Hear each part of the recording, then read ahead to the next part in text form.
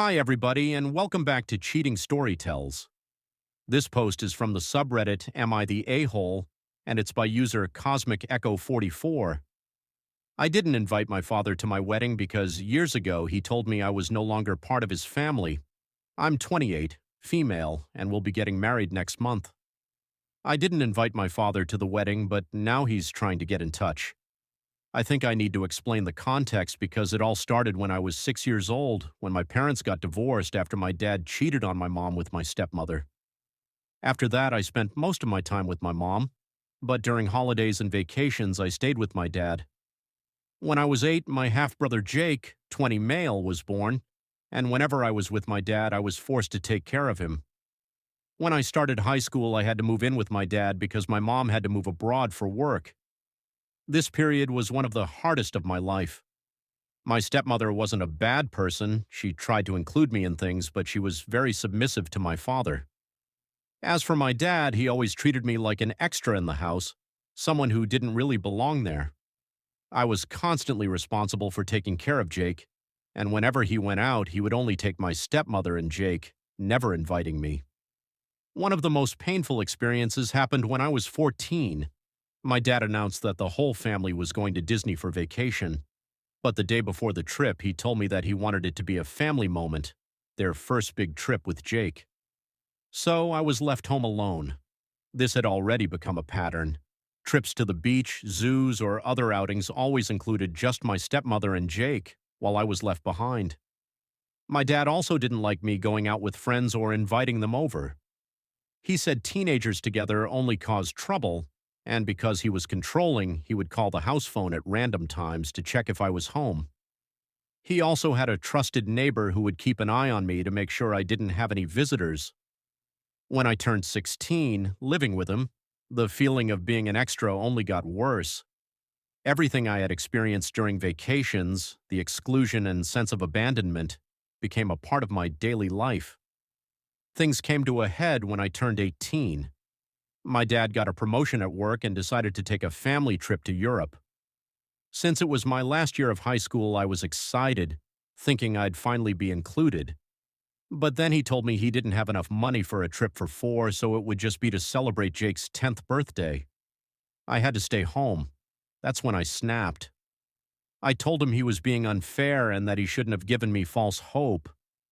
I explained how I'd felt over the past years, and he called me ungrateful and spoiled, saying that I lived with him rent-free, which was a lie since my mom sent money to support me, and I did all the housework because he and my stepmother worked late. The argument escalated and he kicked me out of the house, saying I was no longer part of the family and not even his daughter.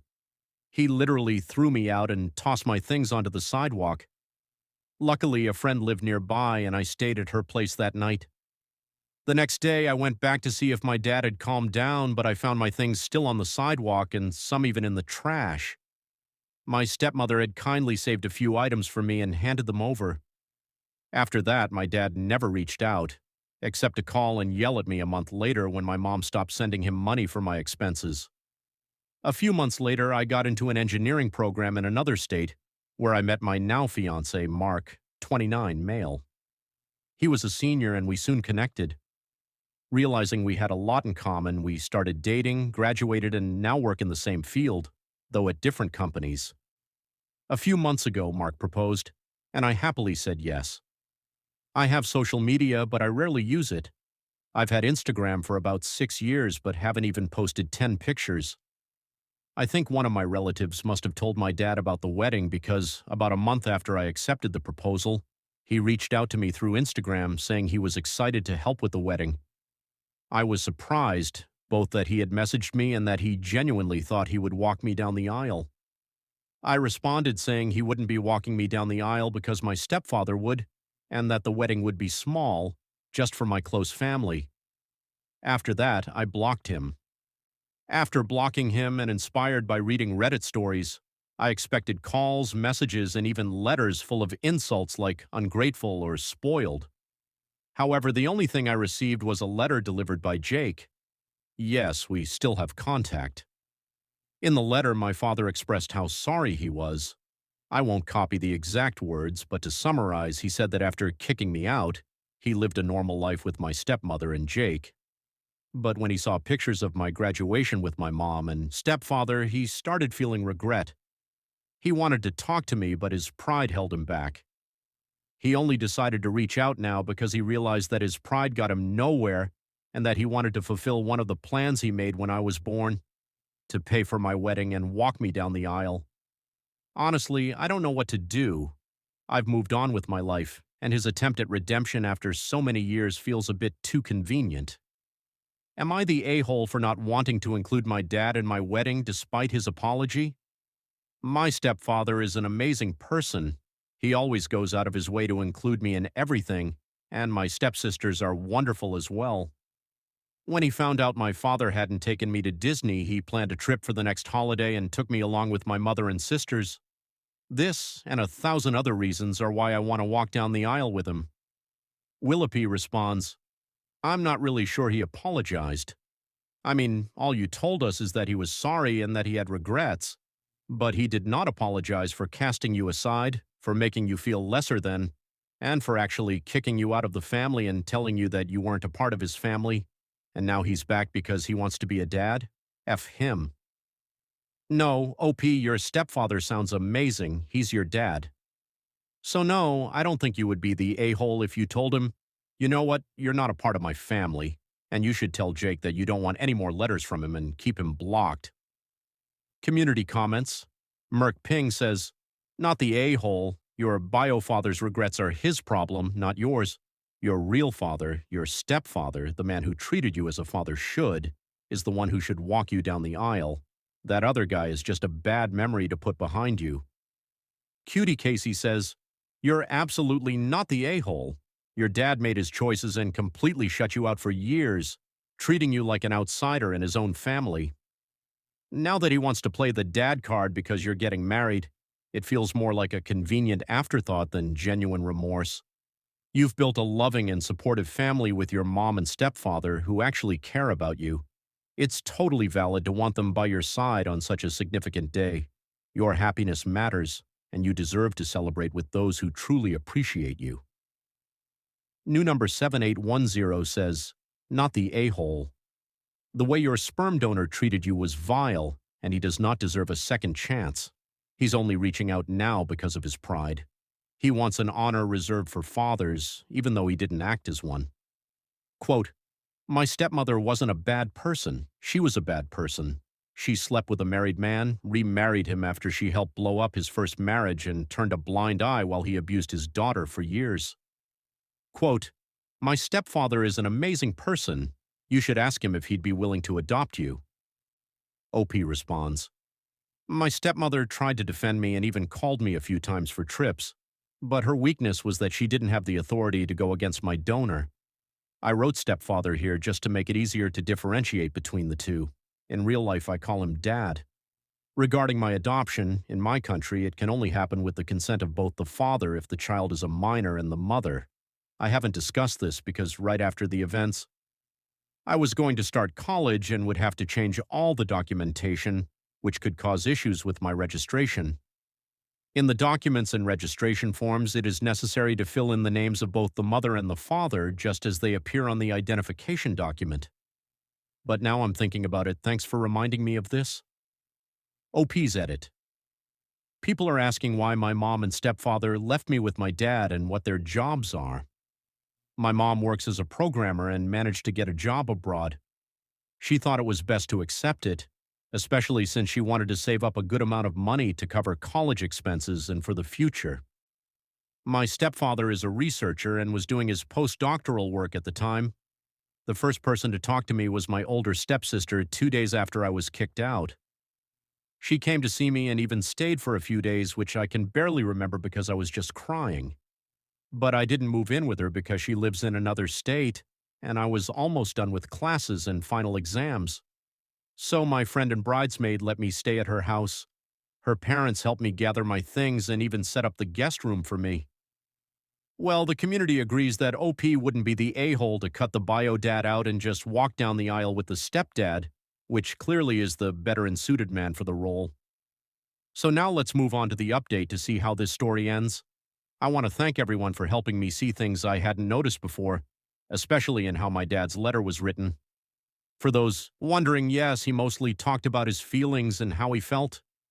Very little was said about me, and even less was about apologizing. He also mentioned how I'm his only daughter, while my stepfather has two daughters to walk down the aisle, but he only has me. For those asking why I didn't move abroad with my mom and stepfather, they were supposed to be away for 3 to 5 years, with my mom likely needing to change companies every year. My stepfather was also deep in his research, so their lives were pretty unstable at the time. I didn't anticipate how much I'd suffer or that I'd be kicked out. I think the rare times I spent with my dad and the feeling of being left behind would fade whenever I was with my mom and stepfather.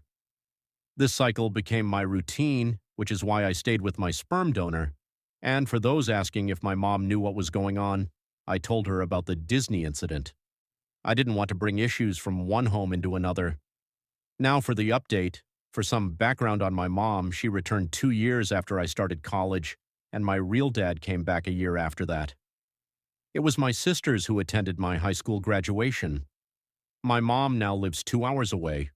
I went to visit her to discuss what had happened and to get her and my stepfather's thoughts on the situation. My mom said it was something I had to decide on my own and that she wouldn't interfere. My stepfather told me he'd help pay for the wedding regardless of what I chose to do.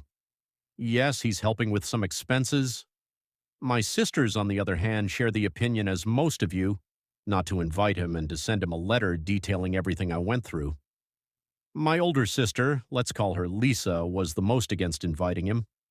Lisa was the first person to check on me. Today I learned that on the same day she came to see me at my friend's house, she also stopped to talk to my dad. She hadn't mentioned it before because, according to her, he only spouted nonsense, and sharing it at the time would have just made things worse for me. That's why she's completely against me reconnecting with him. For those curious about what he said, she didn't go into details but mentioned that it angered her so much she ended up shouting at him, calling him every name under the sun. She thinks this may be one of the reasons he didn't reach out sooner. She thinks that added fuel to the fire. We talked a lot, not just about my dad, but about myself as well. I realized that even with the therapy I went through during college, there was something important I hadn't done. I never truly opened up to my parents. I always thought I had to face and overcome everything alone. All I did, though, was bottle everything up. Today, I was finally able to unpack it all and share my feelings. After a lot of tears, I hugged them both, and here's what I've decided. I will respond to his letter. Unfortunately, for Mark and Lisa, it won't be the harsh response they were hoping for. I'll take some of your advice and express how I felt when he kicked me out. I'll be polite but honest. I'll also let him know that my stepfather will walk me down the aisle because that's what I want. I won't offer further explanation to him. After all, this is my wedding with Mark, and it will be exactly how we want it, without the need for justifications. I will not accept any money from him, nor will I send him an invitation. If my dad truly wants to reconcile, he can reach out to me through Jake, but only after the wedding or honeymoon, and it will be on my terms. As someone suggested, we're going to hire security for the wedding no matter how my dad reacts. For those wondering, yes, Jake has been invited. As I mentioned, we still have a good relationship and he's allowed to take photos. Well, OP, you're doing what you want for yourself. I think that's the mature thing, and you're telling your dad to back off in a very polite way, which I commend you for. So hopefully everything goes well with your wedding and honeymoon. Take care, OP, and thanks so much for sharing. Now let's finish this video with a mood booster post. This post is from the subreddit Malicious Compliance, and it's by user Warm Kitten. Professor demands we stick to schedule. We stick to schedule. This was last year. In hindsight, I feel a little bad for the professor. He wasn't the worst I'd ever had, and he was up against a university which was in turmoil behind the scenes and spearheading an untested new course. That being said, I am paying quite exorbitantly for this education, and he was a right snot about this. So, it was a history course, and one of the assignments was a group project wherein we presented in front of the class. There was a 3-hour seminar taking place in a lecture hall, the last hour of which was reserved for 2 groups to go up and present, at a half-hour apiece. This would involve a Q&A session afterwards, just to keep us on our toes, I suppose. Professor really emphasized that we pick the weekend topic we're going to present in, and that's that. It's first come, first serve, and if you miss your spot, you get a 0. Thought nothing of it at the time. Seemed fair. Didn't like his attitude, but whatever, right? Well, I won the lottery with the group I was assigned. They were grand lads and a dream to work with. We decided on an advantageous week to present given our schedules, and we spent the run-up fine-tuning this presentation and really getting it to work. We used a stopwatch and everything. We even brought in outsiders to ask questions we might not predict. All was well, except we were presenting in week 5, and a disturbing pattern had emerged during the seminars in weeks 2, 3, and 4. For all his talk about keeping things constrained and everyone working within a schedule, whoever went second was screwed. The first group always ran long, and the second group had to make do with at most 20 minutes. You could see the stress on their faces. So, come week 5, the rest of my group, a little bit more nervous than I am, worries aloud about whether all of our careful planning will be for naught. I decided to throw a Hail Mary, thinking that the worst I could get is a no, right? So I got up right before class starts and asked the professor, what are the odds we might go first out of the two? After all, we're sure we have this down to 30 minutes. The dude proceeds to rake me across the coals in front of everyone. It was a normal speaking voice, but the podium was right by the door and people were filing in. He tells me not to ask such a stupid question and to go back to my seat. I go back, tail between my legs, pissed off, and sit with steam shooting out of my ears for the next 2 hours. Sure enough, the other group goes first, and sure enough, they run long. We shoot concerned looks to the professor, who is too busy watching the other group to notice. Come 50 minutes in, and the first group is just about wrapping up. The guys in my group are silently freaking out about this nightmare, right? That's when the professor stands up, polite applause all around, and says, well, I guess we're finishing early today, huh? Like a scene out of a courtroom drama, the 4 of us stand up like a shot and ask, what the hell is going on? He can't quite hear us from the back, and we're all talking at once. So he asked, what's going on? I charged down those steps like King Kong, in the same tone of voice, in front of the same door that people were now filing out of. I tell this guy that we're booked for the assignment today and we have something prepared. What turns out? He totally plumb forgot that we were presenting today, and that's why he was so mad at my suggestion earlier. So I tell him, we're presenting now to an empty room or he's giving us 100. The poor guy sure did try. He insisted we hadn't signed up this week. We had. He insisted that he could schedule us in next week, even assuming 2 out of 4 of our group weren't away on placement for their teaching degree. We booked for this week as ordered. He insisted that he had somewhere to be. Not my problem, mate. Dude just had to wear it. After making a phone call to presumably his next appointment, he had to stand there, white as a sheet, and wear it. I'll never forget the look on his face. So we presented to a lecture hall empty of all but the professor and 2 students who, I guess, wanted to see more of the show. We got a great grade to boot. Nicely done, OP. If he forgot you guys were scheduled or he had a mishap, that's not your problem. You guys prepared for that date and you rocked it. Congratulations on getting an awesome grade. Take care, OP, and thanks for sharing. And that's it for today's video. Thank you so much for taking the time to watch it. Now, if you've gotten to this point in the video, I assume that you like these stories that I'm reading out, so here are a couple more that you might enjoy. And if you don't have any time to watch another story right now, save it for later. And also, don't forget to hit that subscribe button.